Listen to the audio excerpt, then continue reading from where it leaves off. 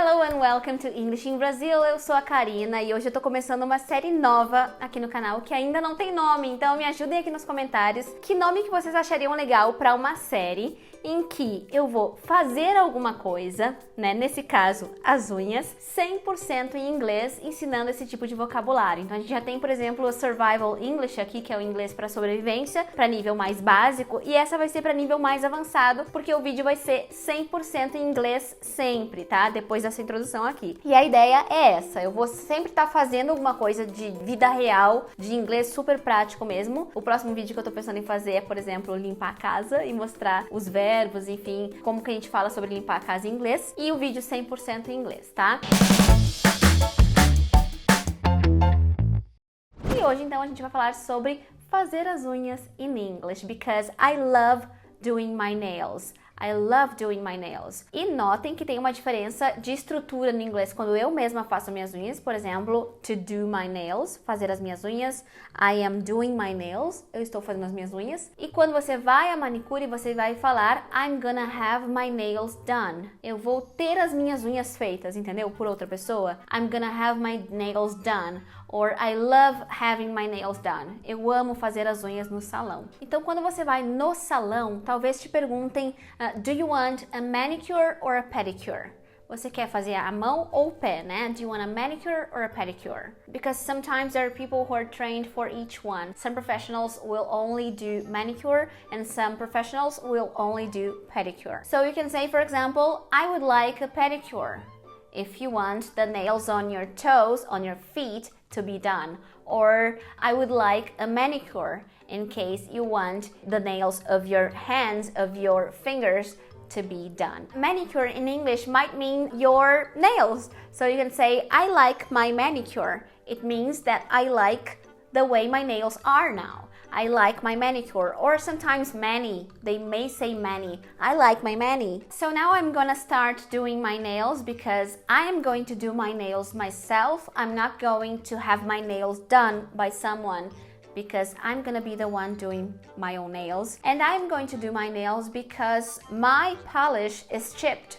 Okay, it's chipped. And you can also say I have chipped nails. Okay, I have chipped nails. That's why I need to do them. Okay, so let's get started. Okay, so I'll start by removing the polish because as you saw, my nail polish is chipping and part of the color is no longer there. Okay, so I'm gonna use a polish remover. Polish remover. So it's a liquid that's used for removing nail polish, all right? So I apply the remover with a piece of cotton or a cotton ball, and then I start rubbing it on my nails until all the polish is gone. And then after removing the polish, you can use a nail clipper to trim your nails or to clip your nails.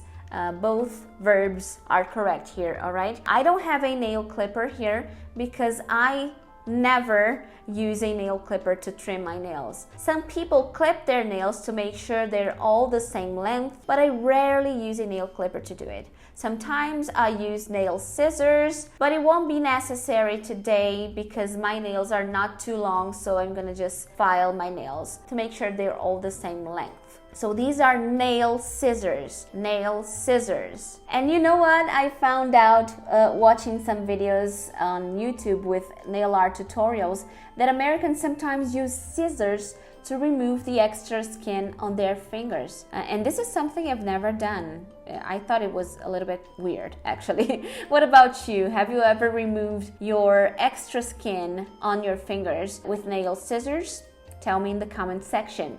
And this is my baby, Mateus. Say hi to the world, Mateus. Hi, world. Yeah, he's saying hi to you right now. And I was thinking that maybe we could make a video about his daily baby routine in English or something like that. So please let me know what you think about it in the comment section. So before moving to the next step, it's a good idea to soften your cuticles. So what I usually do is dip my nails into a bowl of warm water, just like I'm doing right now. And then I'm gonna use my cuticle nipper. This is a cuticle nipper or you can also say a cuticle cutter, because I want my cuticles cut. So I cut off any excess pieces of skin that are surrounding my nails. And you gotta be careful, guys, because you might get hurt if you don't use this tool properly. So be careful, okay? Cuticle nipper. And then I'm gonna use this cuticle pusher, which is this metal tool here, in order to very gently scrape off that excess sticky tissue that's on my nail, you know? So I don't have cuticle overgrowth on my fingernails, so sometimes I just push back my cuticles with a cuticle pusher, which is this metal tool, as I said, okay? So now I'm pushing back my cuticles with the cuticle pusher. Now it's time to file my nails. This is a nail file, and the verb is to file, okay? So when you go to a salon, they might ask you if you want your nails squared or rounded. So you might hear, for example, do you want your nails squared? Or do you want them rounded? Or maybe you want them pointed? So these are the questions they might ask you. And sometimes I lightly file the top of my nails, not putting too much pressure, to just smooth out the surface. I forgot to do it today, but sometimes I do it. And when it comes to shaping my nails and filing them, I like to take the file like this and just start filing my nails like this. So I like my nails squared with rounded corners. What about you? How do you like your nails? Squared, rounded, or pointed?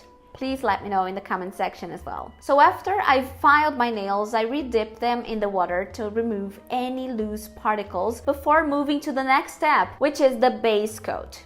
Okay, so we're gonna move on to strengthening now. So I usually apply a thin layer of base coat before painting my nails because I believe it makes my nails stronger and it helps them grow. Then after the base coat, I'm going to go ahead and paint my nails. So this is a bottle of nail polish, And the first step is picking up my nail polish, right? So I have a lot of options. There are so many colors, so many options, so sometimes it's a hard task. But today I chose this one. So I usually dip my brush into the polish and remove the product from one side. And then I just start painting my nails, trying not to leave any extra space in my nails. The smaller the gap, the more professional your manicure will look, and you'll have more time before you can tell your polish is growing out. So this is what the polish is looking like after one coat. I usually apply 2 coats of polish, but if the product is too thin, I might apply a third one. Today I think I'm going to apply only 2 coats of polish. I always have an orange stick on hand to clean up any excess polish that is not on my nails. So this is a very useful tool. Some people sometimes even use a toothpick, but I prefer using this orange stick here. And finally, I'll apply a fast drying top coat to protect my color. So this is a top coat, okay? It's the last step. So here's the result. It's not a professional manicure, but I'm happy with it. It's better than nothing, right?